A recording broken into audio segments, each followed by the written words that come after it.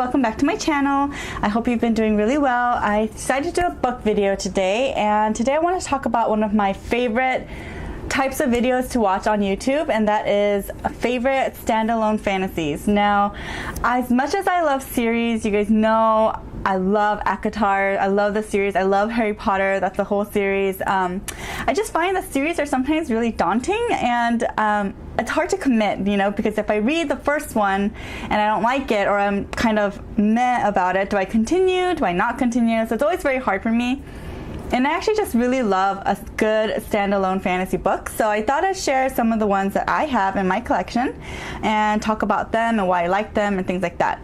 I'm going to have two honorable mentions that I have read so many good reviews about, but I just myself personally haven't read them, so I can't 100% recommend them to you guys, but I did want to give it an honorable mention, I guess, in case you want to check out reviews of those books as well.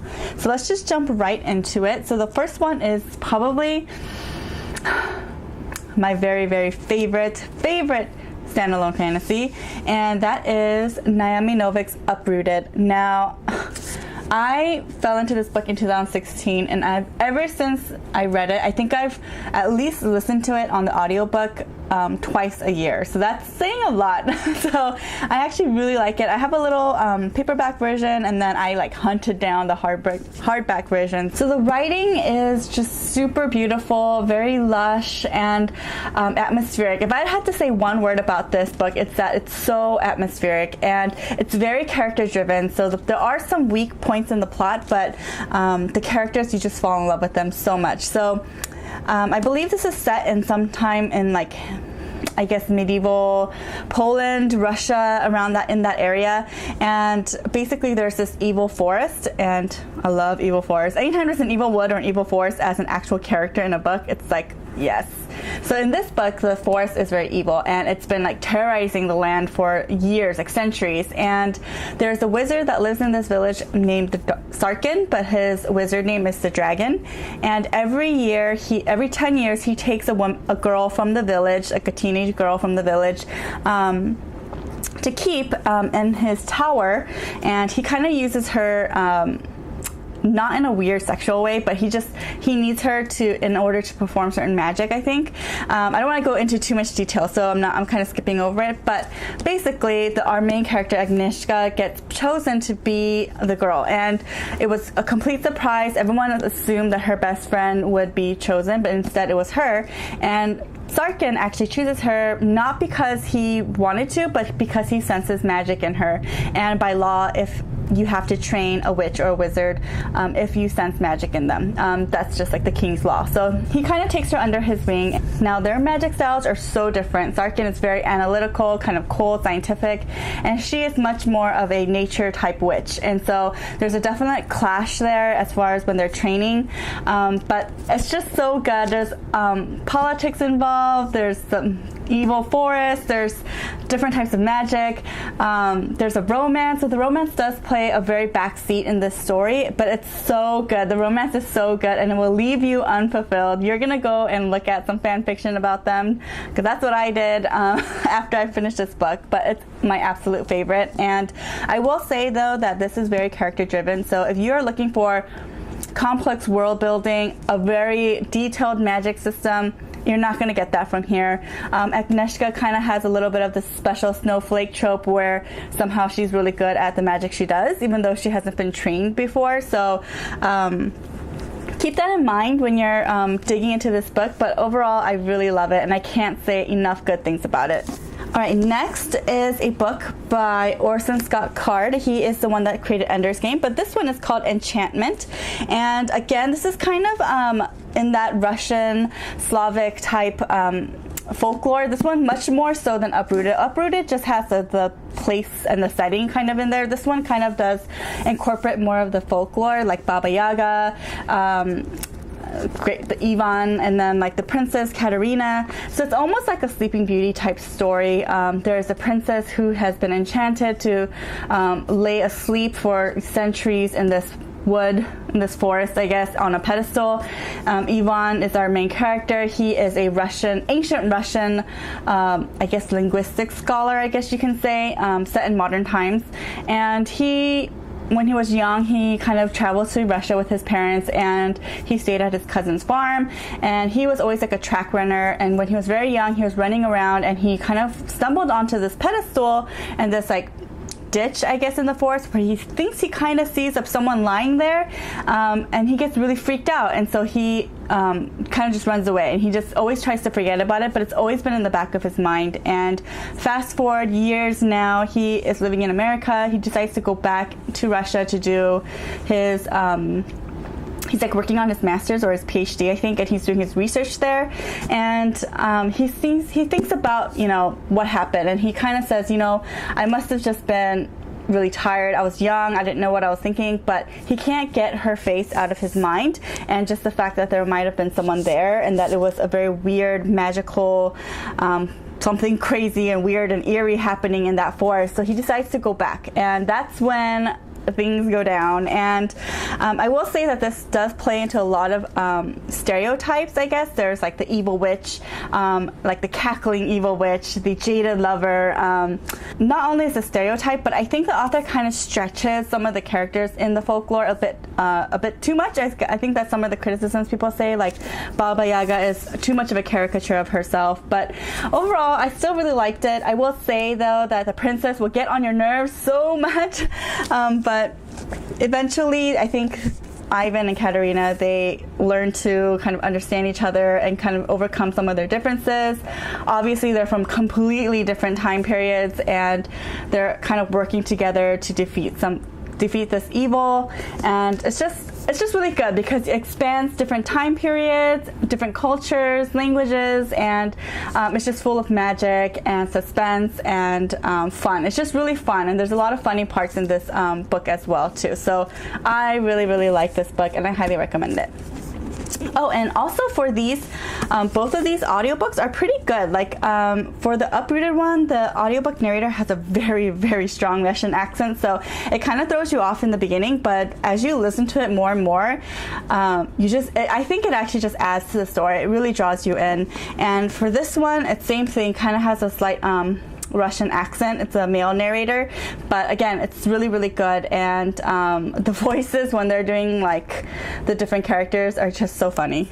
Moving on, my next book is kind of interesting. I think people either really like it or they don't like it at all. And I don't really find a lot of people like that's kind of in the middle ground, and that is for Carry On by Rainbow Rowell.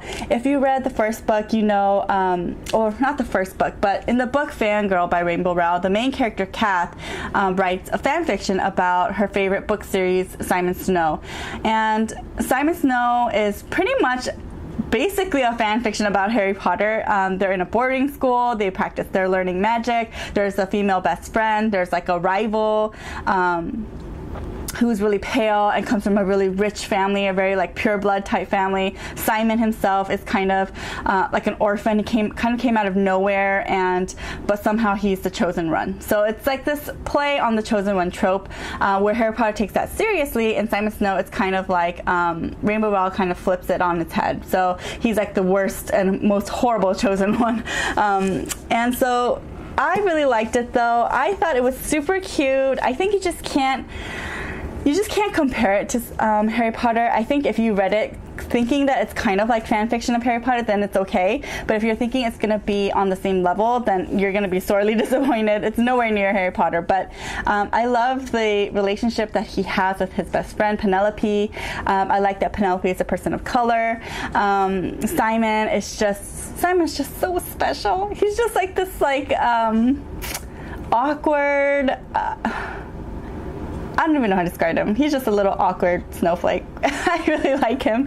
And Baz is kind of like Malfoy, where he's very cold, very smart, good at magic, comes from a good family. But Baz also has a lot of issues, his own demons that he's trying to fight, and it's kind of them and their relationship together as they're trying to fight this evil force in their land. And the evil force is called the Insidious Humdrum. So it's just the way she wrote it, I think it's a lot more funny and a lot more humorous, and it's just take it don't take it seriously, and I think you'll really enjoy it. And there is a romance in here, and romance is so good, and I really like it. I would say the pacing of this is kind of a little bit choppy. In some places there's a lot of action, and then in other places it's a bit drier, but overall I really like it. And this is also one that I always listen to on audiobook almost once every year. Alright, so the next one is a classic to me. I read this book a long time ago when I was really young. I think like 5th grade, 6th grade or something like that. And I remember loving it so much. You never know with your childhood books whether or not you're going to like it now that you've grown up. And I loved it. I loved it even more because now I wasn't tripping over hard vocabulary. And it is I Am Morgan Le Fay by Nancy Springer. And it's just this really short book. If you know anything about Morgan Le Fay, she is the half-sister of King Arthur. And it's all about how she is pretty much Fay. So she is a magical being. Morgan Le Fay is always kind of seen as this not so good character. She's kind of morally gray, but also kind of on the more black side, I guess. She's a little bit more seen as evil and manipulative and cunning, and she is all of those things, but this is more about her beginning. So Nancy Springer does a really good job of picking these villains in the Camelot story and kind of analyzing them a little bit more deeper to say, are they really that bad? What makes them bad? What makes them bad, you know, and kind of explores their character a bit more. And this book is just so sweet. In this really short, like there's only like 225 pages, but it's so many emotions, so many feels. Like in the beginning you just feel so bad for her and you just want to hold her and hug her because she's just this little girl that's lost and angry and all these things. But then later as she gets older and she falls in love and she makes some, you know, terrible choices and terrible things have happened to her, it just kind of shapes her character and her decisions of how she wants to live. And at the same time that you sympathize with her and you pity her, you also fear her. And I think that makes a really good villain. So I think if you have some time, this is such a good book, and it's not talked about nearly enough. And I think even if you don't really know the full story of King Arthur, you will still appreciate it because it doesn't really dive into King Arthur that much. It's more just about her and how she came to be. So I think you'll like it. Now for the honorable mentions. The first one is Brandon Sanderson's Warbreaker, and this one is probably the opposite of some of these books that I've recommended. As you can tell, I'm a very character-driven reader, so even if the plot is a little bit weak for me, there are some inconsistencies. As long as the characters, I can really relate to them, I'm attracted to them, I follow them, I love them, I'm good on my reading experience is like solid. Even if the plot is amazing, if the characters fall flat, I just don't enjoy it. So this one is supposed to be all of that. You know, Brandon Sanderson is known for his world building. I have never read a Brandon Sanderson book before, and all of his books have is in a series, and some of them are really long series, so I was a little intimidated. So people have all been saying this is a great standalone book of his that you'll just really love. And I think it takes place in the same universe as some of his other books, but you don't have to have read those books to appreciate this one.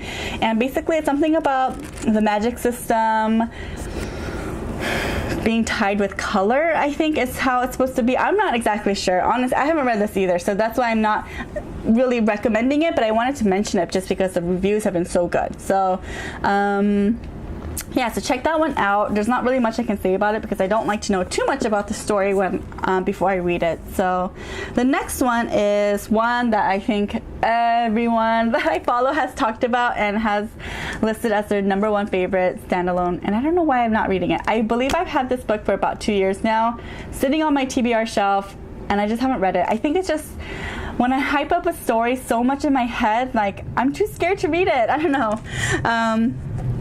So it is The Night Circus by Erin Morgenstern, and people just say this is so good and it's so magical and eerie and dark. It looks amazing. Carnival, yes, I love it. I mean, I don't like carnivals in real life, but I like them in books. And I think they're competing in a game, and there's like a romance, and there's intrigue and suspense and action and magic, and it seems like it's gonna be really good. Some people have said this is magical realism, which kind of worries me because I like straight on fantasy more than just magical realism. realism.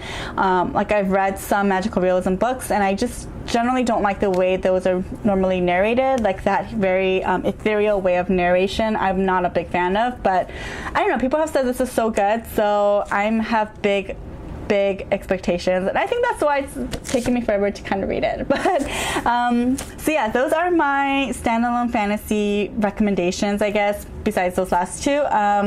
If you love fantasy and you've read some great standalone books, please share them down below. I'm always searching for the next fantasy standalone, even if it's an older one, just one that you've enjoyed. Honestly, this I Am Morgan Le Fay came out, like, when did this come out? Like, such a long time ago.